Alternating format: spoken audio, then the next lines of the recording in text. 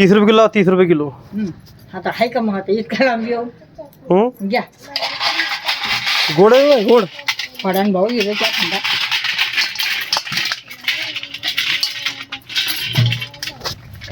टाका.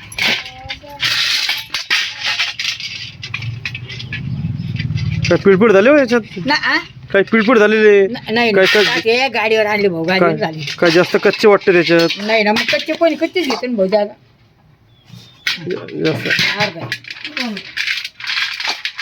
ते तिकडे टाका ना ते अर्धा किलो. हो ना टाक.